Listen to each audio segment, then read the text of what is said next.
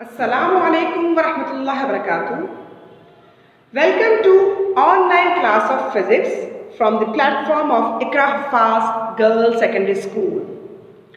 As all of you know that government has announced the winter vacations along with the off due to COVID-19, and the duration is too long, that is it is covering almost 4 weeks. So that's why we have started the online class so that we can cover the syllabus which has been given by the government, like which have to be covered from the perspective of board exams.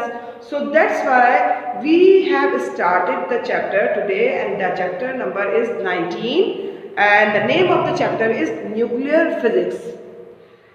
In this second stage of online, we are going to cover those chapters which have not been delivered to the students in live classes when they were coming to school. So the remaining chapter are like 7 in number, and today we are covering one of that, and that is chapter number 19. And in that chapter, the first topic is about the natural radioactivity. So the phenomena of this natural radioactivity was discovered by the French scientist, and the name of the scientist is Henri Becquerel in 1896. What happened is that in 1896, Henri Becquerel accidentally discovered that radiations are emitted from uranium compounds, and these radiations are affecting the photographic plate even when the photographic films have been covered or wrapped in the black paper. Means the radiations which are invisible, they are that much strong that they are penetrating in the plates and producing the image in those photographic plates, even those plates are covered. So at that time, they come to know and they realize that there are some of the elements in which it is inherent, and it's a natural characteristic of such elements that they emit the radiations. So as it is an inherent and natural characteristics of radioactive elements to produce radiations, so that's why this phenomena is referred to the natural radioactivity, because this is the natural phenomena that is going on. It means that not all the elements are emitting the radiations, but those elements which are unstable, having unstable nuclei, they transform themselves or decay into the daughter element which is much stable, which has much stable nuclei. Okay, so it means that this is the natural phenomena, and in that the parent radioactive element decay or transform to daughter element, and this process takes certain time. So this time is called the half-life of an element, that is denoted by T half. And this life, like this time, is not same for all the elements. Means that some of the like you can say, we cannot guess that when this atom is going to decay. It is quite possible that it may decay the next moment, and it is also possible that 1000 years may pass and it may not decay. Okay, so the half-life for various radioactive elements differs. That is, some elements decay more quickly and some takes much of the time. That is, thousands of years it can take to decay into half of it, and that is to decay into the daughter element. Okay, so it depends upon the radioactive elements. It depends upon the nature of the element. So when they have conducted the experiment, so at that time what the scientists realized that the radiations that are coming from the body, they are of different types. That is, Henry Becquerel, when conducted the experiment, so he realized that these radiations have different properties. Some of the radiations possess the different property, that is when the photographic plate has been fixed in the dark box. So at that time some of the rays are deviating towards the negative side, some of the rays are deviating towards the positive side, and some of the rays remains undeflected. See now, so deflection takes place in the vacuum light chamber, and where he realized that there are three types of radiations, and the scientists on subsequent researches finalized that the names of these three radiations are alpha and beta and gamma. Alpha, beta and gamma. Okay, so now let's start the study of the properties of these alpha radiations, beta radiations and gamma radiations. Now let's discuss the characteristics of the three radiations which I have told you. There are three types of radiations, that is alpha particles radiations, beta radiations and gamma radiations. When we talk about the alpha particles and its properties, so they are the fast helium nuclei, and the mass of the helium nuclei is 4 times more than that of mass of the hydrogen nucleus. Means it is heavier as compared to the beta particles as compared to the gamma particles. So since alpha particles are heavier, so they get enough time to pass through the through any object, means it remains in an object for the long time, and in that duration it can ionize that object in which these alpha particles remain. Means since it is heavier as compared to beta particles and gamma particles, so they will not fastly pass across the object, and it remains in the object for the long time, and in that duration that these alpha rays or particles can ionize that object.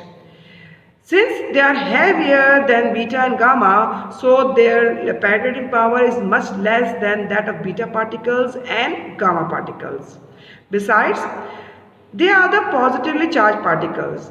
These alpha particles deflect just like the positive charged particles, that is when the practical was conducted and the experiment was conducted by the Henry Becquerel. At that time, what he noticed that these alpha particles deflected towards the negative photographic film. It means they are themselves positively charged particles. That's why these alpha particles are deflecting towards the negative side of the photographic film. And so far the speed is concerned, the speed of alpha particles is less than is equal to 10 to the power 7 meter per second. Means it is since they have not that much speed as compared to the beta particles, as compared to the gamma particles. When we talk about the beta particles, they are the fast moving electrons, okay, and since their speed is much more, but the speed is still less than the speed of light. As all of you have remembered that we have discussed the speed of light is almost 3 into 10 to the power 8 meter per second. So the speed of beta particle is less than that of the speed of light, and it is less than 3 into 10 to the power 8 meter per second. And they can remain in the body, so they cannot remain in the body for the long time, so they pass across the body and more fastly as compared to alpha particles. So that's why their ionization power is small, but small as compared to that of alpha particles. But this ionization power is greater than that of gamma radiations, because gamma radiations cannot ionize, it can hardly ionize any object, because the gamma particle, the speed of the gamma particle is equal to the speed of light, so it cannot remain in the object for the long time, and it passes across the object more fastly, and that's why it cannot remain in the object for the long time, so it cannot ionize the object for the very well as compared to the alpha particles. The penetrating power is concerned, the penetrating power of the beta particle is 100 times more than that of alpha particles, and the penetrating power of the gamma particles is 10,000 times more than that of the alpha particles. Okay. We were talking about the beta particles, so they deflect just like the negative charge particles. That is, in the large black box, which was experimentally used by the Henry Becquerel. So at that time, the beta particles deflected just like the negative charge particles. It means it deflected towards a positive photographic film, and it produces the images on the film which is on the positive side. So they themselves are the negatively charged particles. That's why they are deflected towards a positive photographic film. And as I told you this about the speed, that its speed is less than the speed of light. Okay, so when we talk about the gamma particles, these are